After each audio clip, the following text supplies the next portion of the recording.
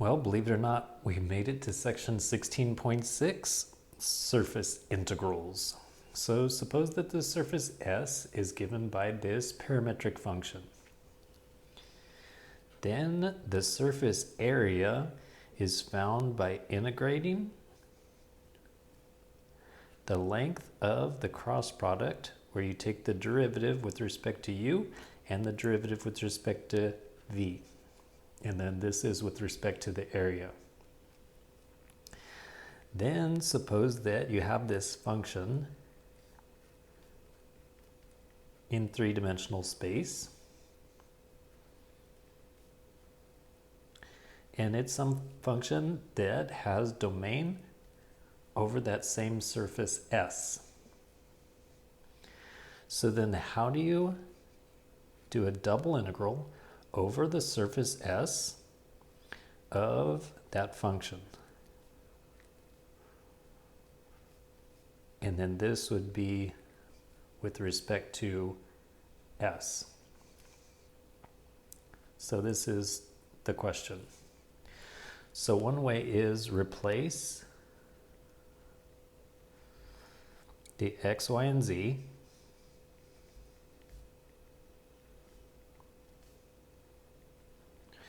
with functions of u and v.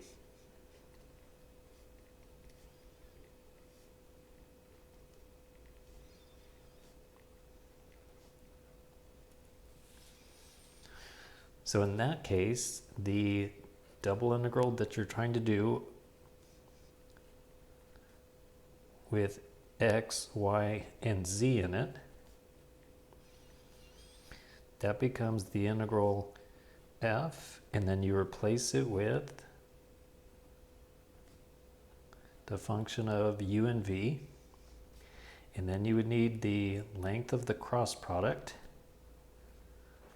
which is basically multiplying it by the area.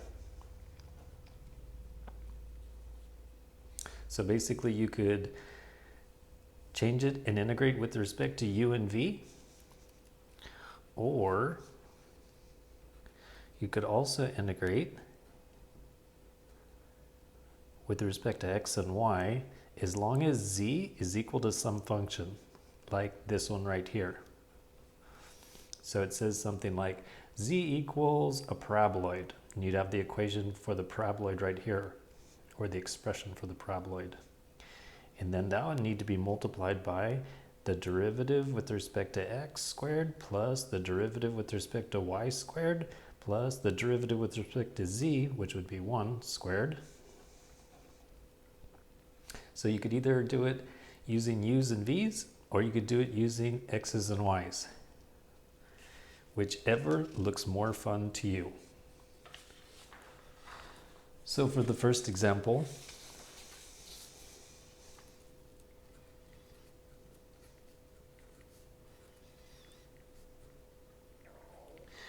evaluate this double integral over the surface S, and we're integrating x times z. And S is the triangle in octant 1 defined by x plus y plus z is equal to 1. So let me just draw a little sketch real quick. So if y and z are equal to 0, then x equals 1. Likewise, if x and z equals 0, then y equals 1.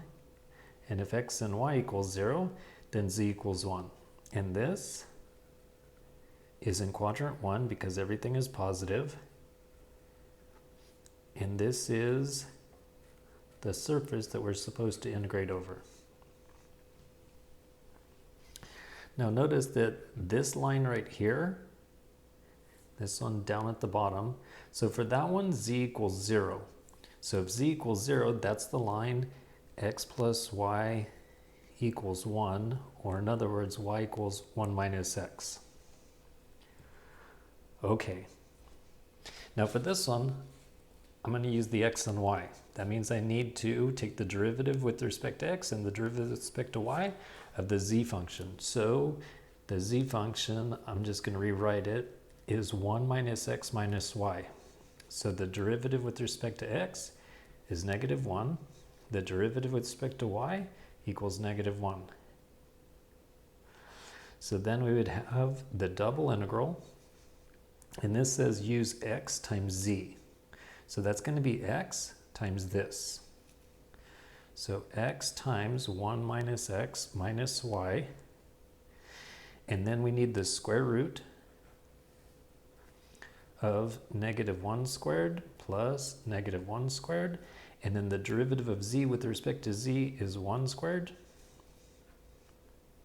and then dx and dy, or dy and dx. Well, for this one, I already know what y equals, and so if you look at the bottom, so look on the ground right here, there's a triangle down here, and the y value is going to go from 0 right there until it hits this line. So the y is going to go from 0 to 1 minus x. So I'm going to do dy. So dy from 0 to 1 minus x. And then x would go from 0 right here at the origin to the biggest is 1. Okay, so this is going to be 1 plus 1 plus 1. So that means it's square root of 3. And for this, just go ahead and multiply out or distribute the x. So it's going to leave x times 1 minus x squared minus x times y.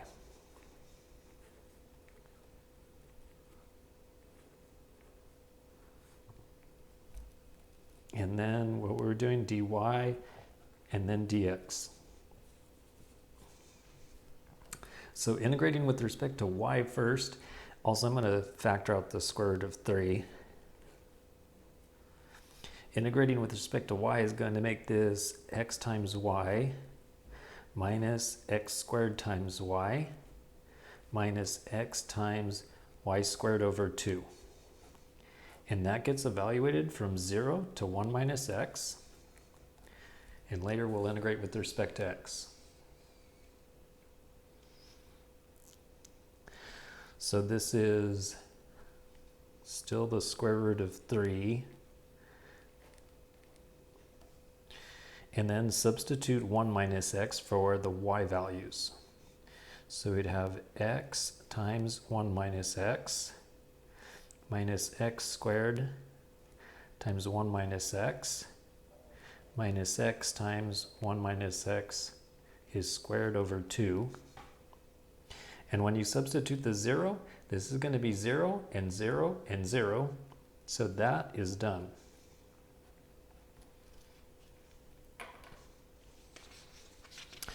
Now we still need to do algebra.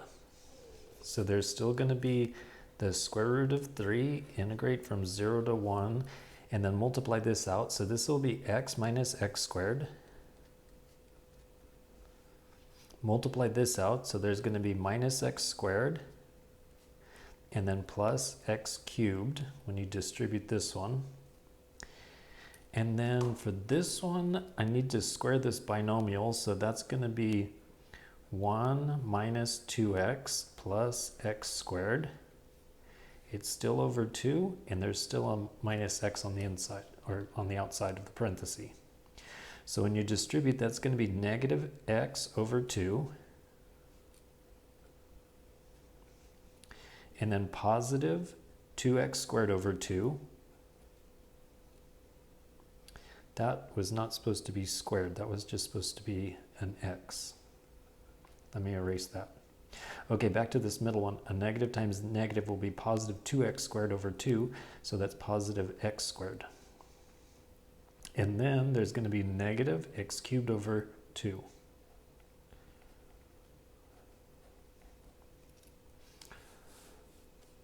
Okay, so let's see, combining like terms. So there's negative half of an x cubed, and there's a positive 1x cubed. That means there's a positive half of an x cubed. For the x squares, this one can cancel this one, so that it just leaves this one, minus x squared. And then for the x's, there's a whole x right there and minus half an x right there, so that leaves plus half an x. And then finally, integrate with respect to x. So this will become x to the 4 over 4, which means that it's really x to the 4 over 8, minus x cubed over 3. And then this would be x squared over 2, which means that it ends up being x squared over 4. And then evaluate that from 0 to 1. So substituting the 1, that would be 1/8 minus 1/3 plus 1/4. And substituting the 0 contributes 0 to the answer. So how much is 1/8 minus 1/3 plus 1/4? That's 1/24. So the exact answer would be the square root of 3 over 24. All right. Now, what about the using u and v? So for example number 2,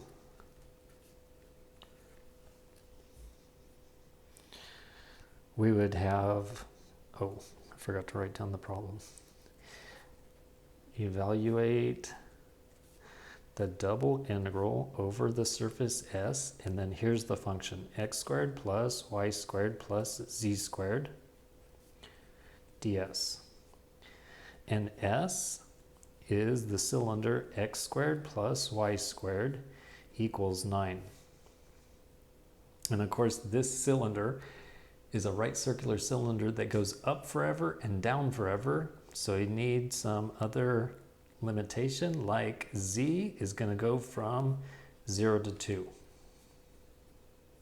So I'm going to use the u and the v. So what would make a right circular cylinder? Well, if I have x equals 3 times cosine, and I have y equals 3 times sine of the same variable, then x squared plus y squared, when you simplify this side, it equals 9.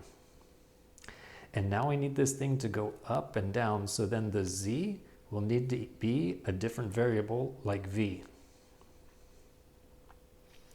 So in other words, r as a function of u and v is 3 cosine of u, 3 sine of u, comma v. Now we need the derivative with respect to u and the derivative with respect to v. So the derivative with respect to u, the derivative here will be negative 3 sine of u. The derivative here will be 3 cosine of u. And when you take the derivative with respect to u, this is considered a constant, so the derivative is 0.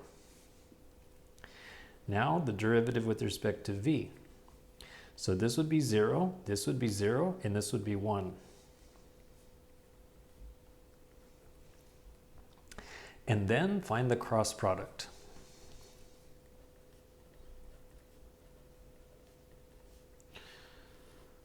So the I, j, and k, and then this one goes first, negative 3 sine of u, 3 cosine of u, and v. Next goes 0, 0, 1. So what does that equal? So if I cover up the I, that's going to be 3 cosine of u minus 0.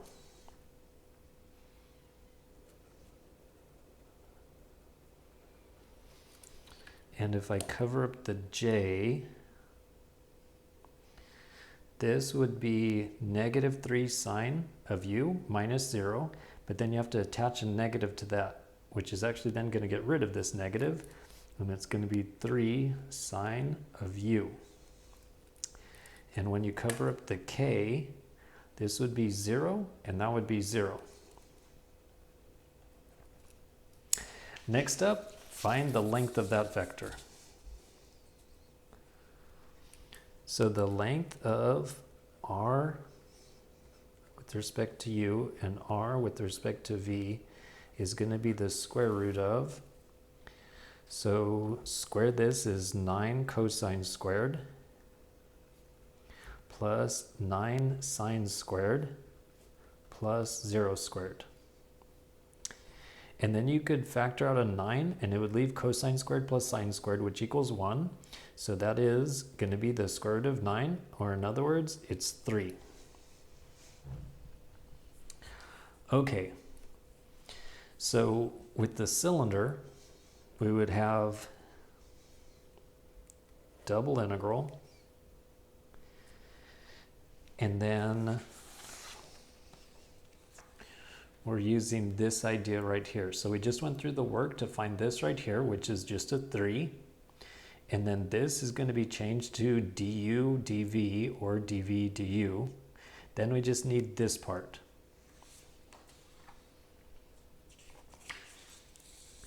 So basically we just need to substitute these in for x and for y and for z.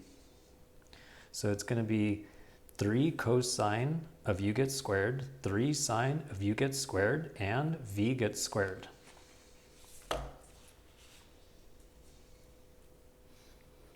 So it's going to be 3 cosine of u gets squared plus 3 sine of u gets squared plus v gets squared. And then that gets multiplied with this length 3, and then dv du or du dv. So what are the limits? So v is equal to z, and z has to range between 0 and 2. So the v ranges from 0 to 2. Then what about the u? Well, if you're going to have a trig function and you want the whole shape of it, then go from 0 to 2 pi. So the u goes from 0 to 2 pi.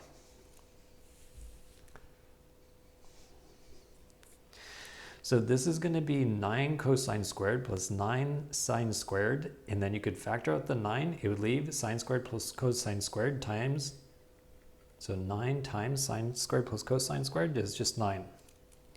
And then plus v squared, and times the 3. We're doing dv first and then du.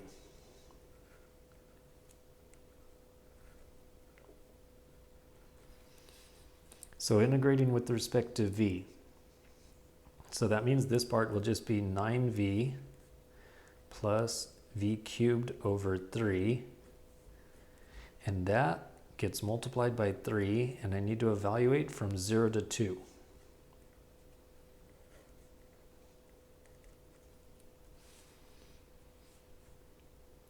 So let's see, if you substituted 2 in there, that's going to be 18. Plus, this will be 8/3. And that still needs to be multiplied by 3. And when you substitute 0, that's going to be 0, and that's going to be 0. So that's what we have.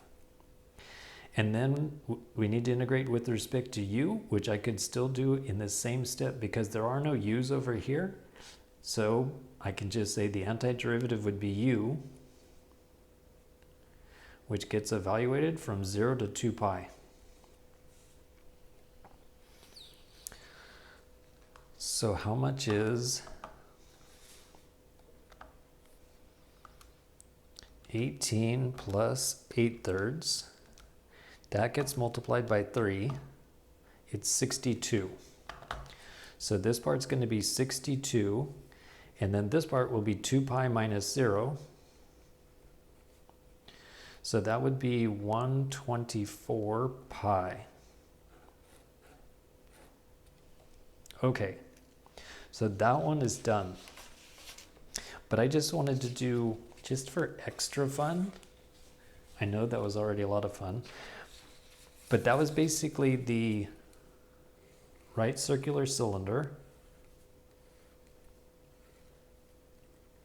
as it went from 0 to 2, and that was the outside of the cylinder. For extra fun, what if we do the top or we do the bottom?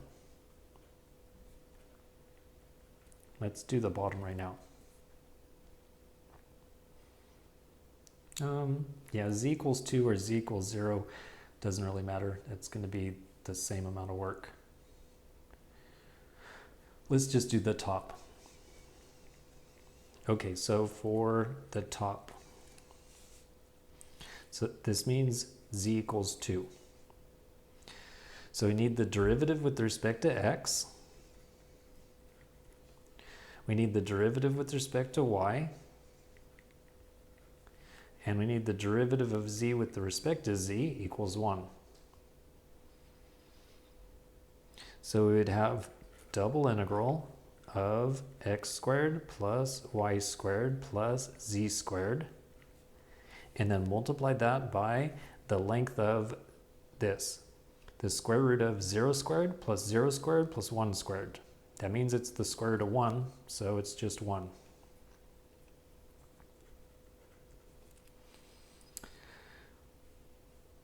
So then here's the reason that I wanted to do this one, is because you could use the u and the v and go through like I just did with the other one, or you could change this to polar form.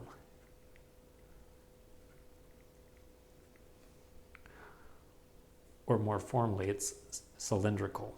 But since z is equal to 2, I could just go ahead and substitute that in. So it's really x squared plus y squared plus 4. And now that there's only x's and y's, it really is polar form that I'm going to use. So x squared plus y squared, that can be replaced with r squared.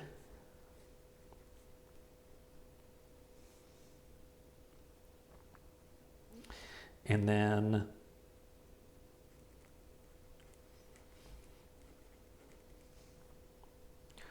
r squared means we'll take the radius, and if you're on this shape or only on the top right now, the radius is equal to, well, that was, where was the shape? That was this shape right here, which means that its radius is 3. So right here, the radius is 3. And there is no changing that. It's not going to change. It's not like it's a cone where the radius is going to change. That means we could go ahead and substitute that in also. So that means we're integrating. Radius is 3, so that would be 3 squared is 9 plus 4. And then since we're changing to polar, then we have to put r dr d theta. And as far as the limit, the radius is going to go from the middle out to the edge. So it's going to go from 0 to 3. And then theta will need to go from 0 to 2 pi. So we're really just integrating 13r. So that will be 13 r squared over 2 evaluated from 0 to 3. And because there are no other thetas in here, I can go ahead and integrate this in the same step with the multiply. So that would be theta evaluated from 0 to 2 pi. So this, when you substitute 3, will be 9 over 2 times 13. And then when you substitute 0, it's 0. So that's 13 times 9 over 2. And this one will be 2 pi minus 0. So then the 2's will cancel, and 13 times 9 is 117. So it leaves 117 pi.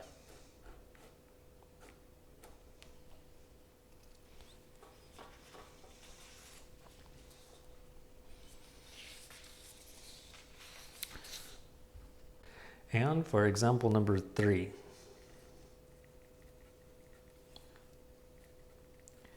calculate flux of this function. Capital F is going to be nice and simple, x, y, z. Over the surface S, which is z equals the square root of x squared plus y squared. And then that is for z ranging from 0 to 4. So for flux, you can do a double integral over the surface and then take f dot product with the normal vector and then with respect to arc length. Or if you use a parameterization with u and v, it's going to be double integral, and then you would substitute that parameterization in for the f.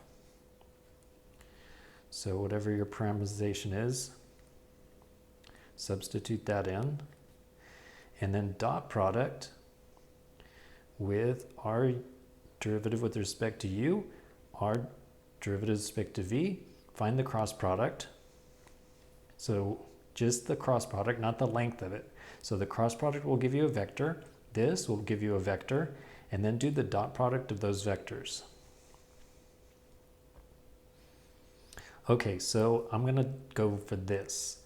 And I'm going to use the parameterization that x is equal to u times cosine of v, y is equal to u times sine of v. So when I do this and I substitute it in here, square this, so it's going to be u squared cosine squared of v. And then this part's going to be u squared sine squared of v. And they're both going to have a u squared, which you could factor out. It would then leave cosine squared plus sine squared, which is 1. That means that it leaves just the u squared. So that means that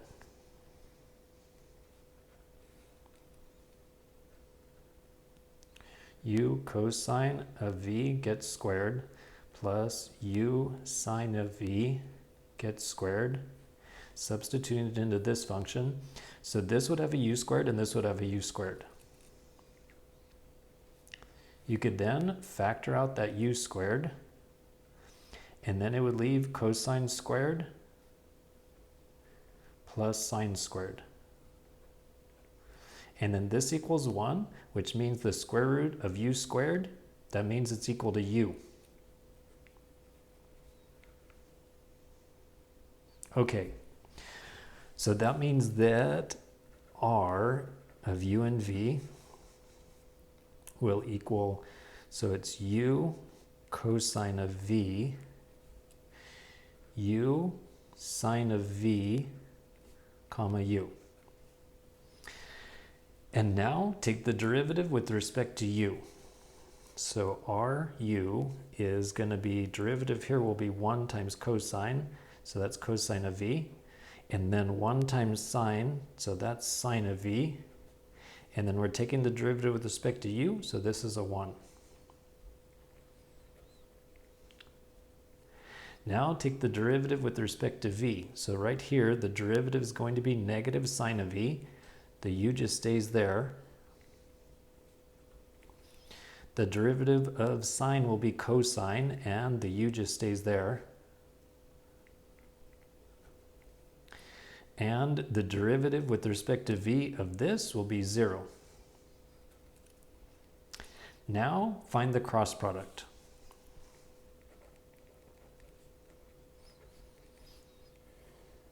So I need the I, the j, and the k, and for this one I'm going to need some space. So this is cosine of v, and then sine of v, and then 1. And this one is negative u sine of v, u cosine of v, and 0. So what does that equal?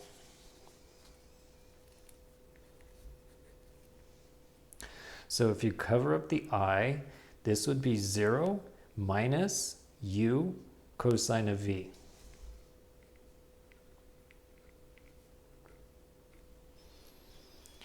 When you cover up the j, there would be this one, which is 0, minus this one, which makes it positive u sine of v. But for the j, you always have to change its sign. So that changes it back to negative u sine of v. And then cover up the k, and then we'll have u times cosine squared, and then subtract this one, which will actually make it positive u sine squared. So there's u cosine squared, and then subtract this one, so that makes it positive u sine squared. All right, so that actually could be simplified a little bit, at least the last component can be. Because you could factor out the u, and it's going to leave sine squared plus cosine squared, so it's just that.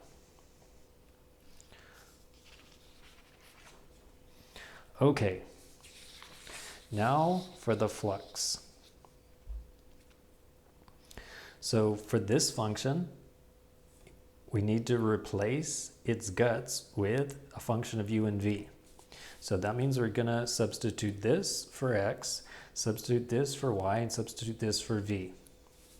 So the flux will be the double integral, and then capital F is going to be replace the x with u cosine of v, replace the y with u sine of v, and replace the z with just a u. And then dot product with this one right here.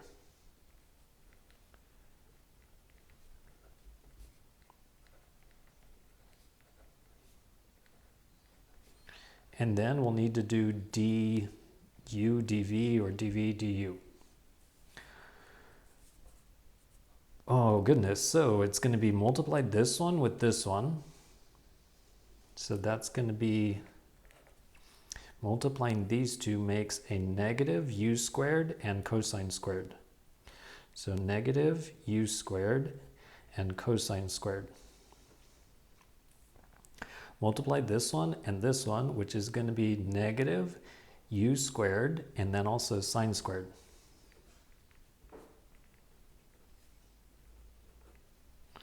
And then there's going to be u times u, and they're both positive, so plus u squared.